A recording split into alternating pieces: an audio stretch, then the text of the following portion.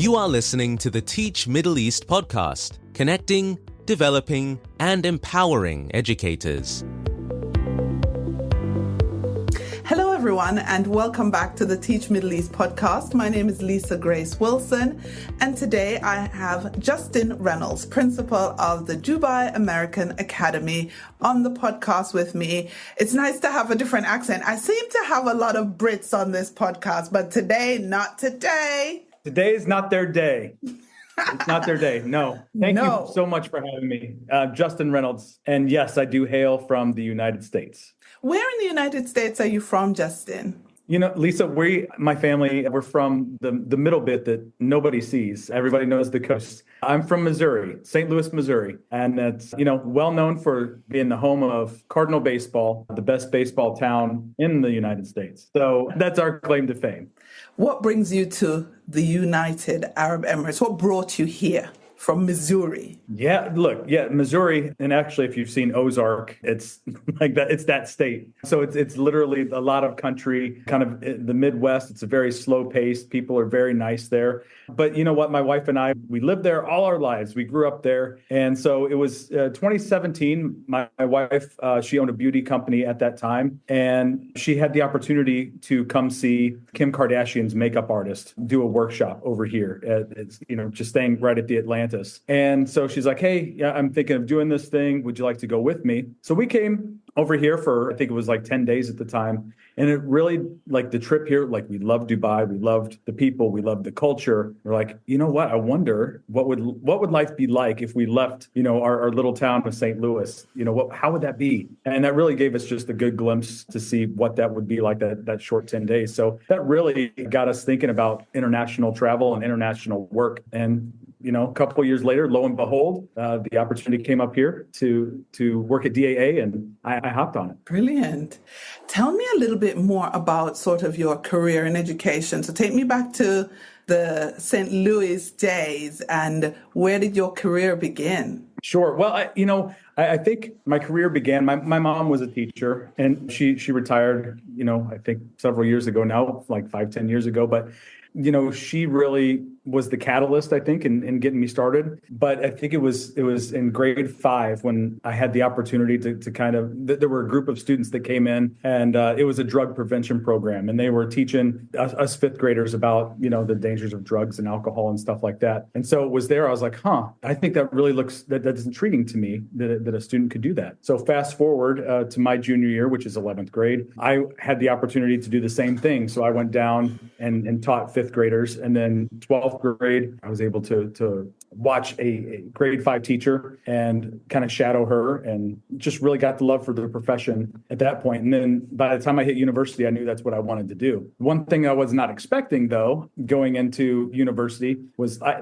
knew elementary, that was my niche. Like that's where I was going to be, right? I just absolutely knew it, backwards and forwards. Got my first gig teaching 3rd grade right out of university. That was in the Kansas City side of Missouri, which is on the opposite side of the state. So I decided to move back to the St. Louis side, and I fall into a grade 6 position, thinking, I never thought I was going to be that. My mom was a middle school teacher. I wasn't going to do that. I wasn't going to follow in her footsteps in that regard. But lo and behold, started teaching, and then all of a sudden, loved it, absolutely loved it. So I taught grade 6 there for a while, taught 6th grade math, and I was approached to be the head of department by my then assistant principal, who helped, vault me into those types of roles. And then there was a leadership program that gave teachers the opportunity to go and shadow principals in the school district that I was in. So I took advantage of that, and that got me on my journey for administration. So since admin, I've been doing a little bit of elementary, and middle school is where I found my way back home. So it's really been in those two age groups that I've really found my niche and where I like to be. That is so good. So tell me, what would you describe as a high point in your career so far? A real high point? Yeah, look, I think there are several high points at all the different schools that I've been at. But gosh, I think right now, because it's what I'm living and breathing, is, we're getting ready to open up a brand new middle school on our campus. So our enrollments are going up. And so they said, look, we have this opportunity for the middle school to be able to move. We're on the same campus, but across the way. So to be able to help, guide that construction and guide the thinking of, how's the middle school set up? How's it going to work? How's it going to run? All those things starting from scratch, I think is a really cool point in my career to be able to do, and to have the support of my team with me through that process has been really key. So I've loved that. But, coming over here, also a high point, just the community that we've built, the families that come in and the parents that really enjoy being part of the school community and the students. Like, I would say that's a big thing, and to say that for a middle school, if you work with the adolescents, it's not always the easiest thing to do to form those bonds and those relationships. But I feel like we have a great team here. And so I think that contributes to the high point and the success that we see here. Yeah. Yeah. Tell me a little bit about DAA. I know quite a bit about some of the things that you guys have been doing there, because you guys are really into tech. And I know from, maybe interfacing with Srijit and all those guys in that area, that you guys do some pretty impressive things. So I'm going to give you 5 minutes, Justin, to kind of ball out, if you like, on what you guys are doing at DAA that others need to hear about. Well, yeah, look, I think first and foremost, I think what our main focus is on not the tech, but how we're using it. How are we enhancing going on in the classroom? Because you are right, Lisa. We're very fortunate to have a lot of toys and gadgets at our fingertips. But my frame of thinking, and I think the other principals would also agree, if we're not leveraging that in the right way, not making it meaningful for kids, then okay, it's a glorified paperweight, and we don't want that.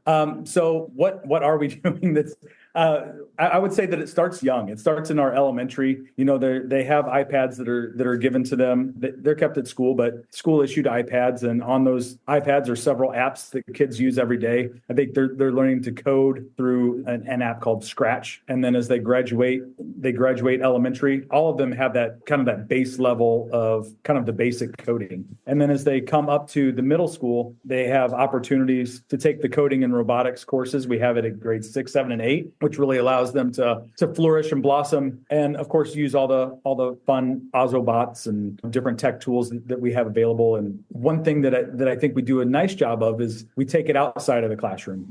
Our coding and robotics teacher is also a coach, an innovation coach for each of our teachers. So he supports teachers in the classroom if they say, we have something coming up in history. We want to infuse tech in our history lessons. What are we going to do? So he helped them create a VR timeline. So they programmed, let's say it's Caesar or, the fall of Rome or something. So the kids created a timeline, but it was virtual. They set up like an art gallery, or it could be set up like in a house within the VR goggles. So now the participant, the end user, puts on the goggles, and rather than doing like a gallery walk, on a piece of paper, they've now set up a timeline of events that they're able to literally walk through with the VR headset. And that was really neat to see. Something else that we've used augmented reality for is in our science lessons. So if there's physics, and there are some things that you can do in a lab, and there are some things that you can't do in a lab. So I think one of the things that we were looking at was, looking at mass and, how far can this heavy of a car roll, down an incline. So we obviously don't have that. We're able to just roll cars out along the track, not really a safety thing that we would really do. But so they're able to do that using augmented reality. And so the kids took the app and they created the experiment on the iPad using augmented reality, changed how heavy the car was going to be, how steep the incline was for the ramp. And they would see their virtual car kind of go across on the screen using this augmented reality. And, you really get a good idea, a good sense of what it is you're dealing with whenever you're able to see physics, from that perspective, real life connections that you can make. Yeah. I was just thinking in terms of what you kind of have been doing, which is, I know that you guys have done quite a lot in terms of robotics and VR and AR, but where are you now with your integration of technology as it relates to artificial intelligence and where that sits within schools and within the curriculum? Yeah, look, that's a great question. I would say from a fundamental standpoint, we know that AI is here. And I think the head of the IB, worldwide, has said AI is here to stay. We need to learn how to work with it, not work against it. So that's been predominantly what we're looking at. Just thinking from a teacher's perspective, like we're using AI to create a template to send to parents. We're using AI to help us formulate different codes in our Google Sheets in order to make our life easier. So we need to embrace that as well going into the classroom. So of course, we're coming up against things and kind of looking at it through the lens of, is this kind of plagiarism? If a kid does ChatGPT on an assignment and then they just, copy and paste that in? Yeah. And we do have like AI detection softwares that you can use. Turnitin is one of them. But it's about the conversation of how do you effectively use this? Can you use it to outline? So I don't think we're quite there yet, particularly in the middle school where they're learning to research. So we're still really trying to get our arms wrapped around that. What could it actually look like? But from my perspective, it's more of a positive. Like, how can we use it? Teachers are already using it. Adults are already using it. So why not help arm our kids with that information rather than restricting them from it and then only to, 2 years after they graduate, they're using it anyway. Let's kind of see what they can do with it as well. That's kind of our standpoint. If I'm not sorry, it's still kind of, it's ever evolving, right? So it's a very hard answer for me to nail down with specifics. No, it's authentic because you are telling us what a lot of school leaders are feeling, which is we don't know for sure. We don't have the answers. And it's good to not put a hard and fast, this is how it should be on something that is changing every day. Because you might say, this is how we should use AI in the middle school. But tomorrow AI evolves and does something different. And what you just said is no longer relevant, is completely obsolete. So given the fact that we don't know where AI is going and we don't know what students will face, I think it's something that we ought to embrace, but with caution and understanding that as it evolves, we're going to have to remain very flexible in how we handle it. As it is like something that is growing, you begin to treat it differently as it enters different stages. And I think that's where we are with AI. So let's change gears a little bit from AI and talk about the arts and the other subjects that are not getting as much, limelight as they should. What role do you think those subjects will play going forward in an increasingly technological era? Yeah, look, I think from the beginning of time, people have enjoyed, like they built the Colosseum in Rome to be entertained, right? So there's always been this need and this want for entertainment. And so the arts, I think, is going to be something that is here to stay no matter what. If you talk to people now versus 20 years ago, like still that the love for getting out there and watching a concert live versus watching something at home, I think there's a stark difference. So, and I think we felt that over COVID. Instead of a musical, we had a maskical, and so it was just, we did what we could at the time, but it was an online show, and so there wasn't as much interaction. So I think it's key that despite all the technology going around, we have to maintain just having those actual in-person interactions with one another. So having those key events, we're not like sports. Sports has been something that has stayed, it has stood the test of time. People will show up in droves to watch sports. I think the arts are the same way. We had our Junior Fine Arts Festival. We hosted for 5 different schools in our MESAC conference. And we had a great turnout of kids, and we had a great turnout of people who wanted to support the show, last weekend. So that's all very encouraging. And I think, from a school standpoint, kids really love those activities. So I think I don't see technology taking away from that. I think you're always going to have people that are drawn to the arts. And, to be honest with you, there's a facet now.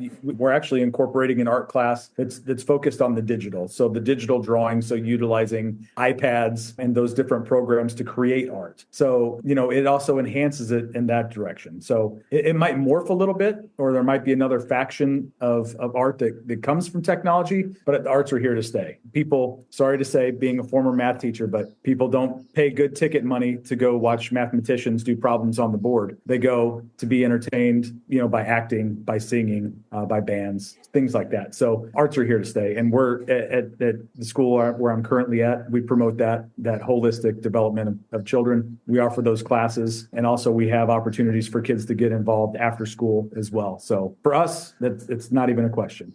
Yeah, I'm glad to hear that, because I think sometimes we get so excited about tech and about, that we forget that as humans, we want to be creative, we want to play, we want to really enjoy that human to human connection, and having the arts as a real priority in schools is how we develop children's creativity, is how we express ourselves as an adult, and how we also keep in touch with our human side.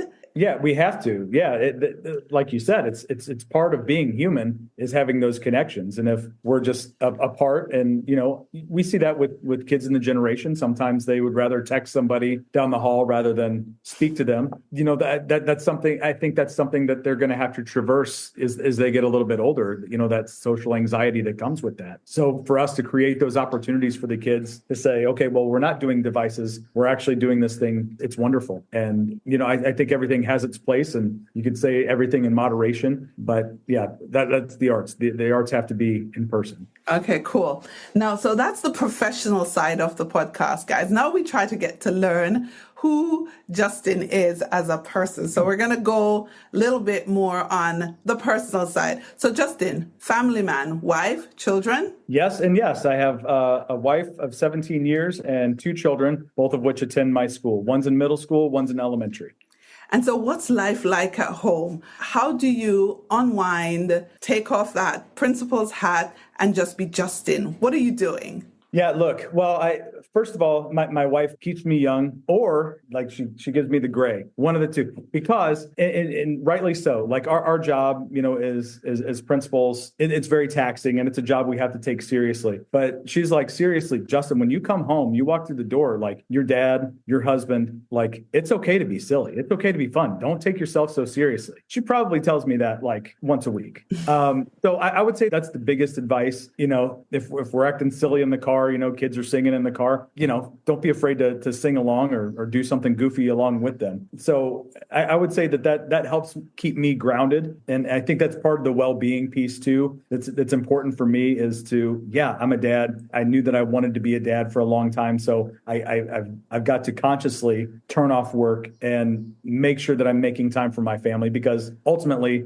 I kind of always knew that I wanted to be a dad. So I need to take the time to be able to focus and do my diligence there. So what do things look like? Right now it's loaded with, kids activities. We were just talking about the arts. My son's involved in band. So he was with the Junior Fine Arts Conference last couple of weeks. And then my daughter, she does drama and she also does dance. So yeah, very, very big in the arts, I think our family is. And, I don't know. I like to also, apart from, sometimes picking around on the guitar, singing and stuff like that, like to play paddle. Like that's something that's come on because it's relatively new. It's not in the States. States, it's pickleball.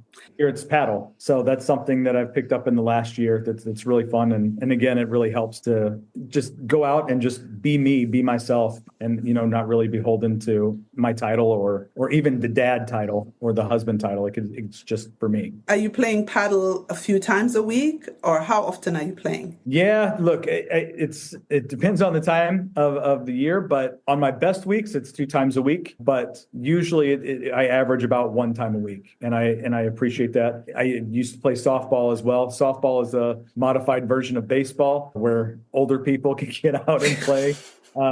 So, but and that's very American, but that's something that I take part in it, that I took part in at Dubai Little League. So that was always fun too. And in terms of reading, what are you reading? What are you enjoying currently? Yeah, look, there are a couple different books. One I'm ashamed to say, because my wife got me onto this, because it was like it's like a Court of Rose and Thorns or something like that. Sarah Moss is the author, and it's apparently a series, and she burned through the series. There's a 6-book series. She burned through 5 of the 6 books in 2 weeks or something like that. So she's like, you have to read this. So it's very much a fantasy driven, that created their whole world. So from a fiction standpoint, that's something that I'm reading right now. I would say also disruptive thinking. If we're talking nonfiction, that's something that I really like to read. Eric Sheninger, who was apparently in Dubai just a couple of weeks ago, he does a lot of work with disruptive education. So what are we doing in our classrooms that could be different and could be impactful for our students? That's a book that I'm actually rereading because it's just some great work going in there. And that kind of connects to the AI and just innovative teaching strategies just in general. So I'd say those are the 2 that I've got currently kind of co-reading. That's good. I had Eric on the pod, really, really great thinker. And yes, he really does talk a lot about what education could and should look like. So Ted Dintersmith has a great book, What School Could Be. So I don't know if you've heard of that book or not, but some great ideas there, just ideas, different schools from around the world and their take on education and how it's innovative and how it's different and how it's benefited the kids. So I think, kind of putting all those pieces together from earlier with AI and how do we instruct, there are just some ideas that we're going to have to do because we have to think of school differently moving forward to prepare our kids for what they're going to need to do. Brilliant. So, because that's going to lead me to maybe my penultimate question for you on the podcast is, if you were to have a crystal ball, what does the future of education look like ideally for you? Oh, wow. Look, I think it's going to have to come down to a point where teachers are able to service the kids individually. Yes, we're going to have ultimate goals that we're going to have to hit in order to move on to the next level. But I don't know if crystal ball. Okay, here I bet that we're going to go to something that is less about the age that you're in and more about I've done this in the curriculum. I've met these particular standards. I can move on to the next thing. So rather than graduating by age, maybe it goes more to a model graduating by, content area, because I think we're seeing it done with certain groups of kids that are, there was somebody who was just able to go to Harvard or Yale and they were 12 years old. How can we make that meaningful? How do we scale that? And how do we make that fit for our society? So I think we're going to see more individualization. I hear a lot of universal design learning is happening across different schools. So I think that's going to be a big component in the short-term future. But really, it's going to boil down to that. How are we going to be able to serve each of our kids individually, help each of them move from where they're at to where they need to be? And I think that's going to be probably one of the biggest shifts. And I think kind of what you talked about earlier, AI, that's going to be a big part of that. And how can teachers and how can education in general leverage that? Yeah. I agree with you with the individualization of education catering to the person who is being educated rather than a whole collective having the same diet, having the same content, having to do the exams at the same time, that type of thing. I'm in complete agreement. All right, so this podcast is going to come out just as we're about to go on summer, or just as we are on summer holidays. So what is Justin doing this summer? I am going to take my family back to the United States, to St. Louis. Every year we go back there. My kids love to see their grandparents, my parents and my wife's parents. So I'll spend a good 4 weeks there before I need to come back. But they'll stay a little bit longer because, school doesn't get in until the end of August. Brilliant. Well, I wish you a great summer. And thank you so much for being my guest on the podcast. My pleasure. Happy to be here. Thank you very much. Thank you for listening to the Teach Middle East podcast. Visit our website, teachmiddleeast.com, and follow us on social media. The links are in the show notes.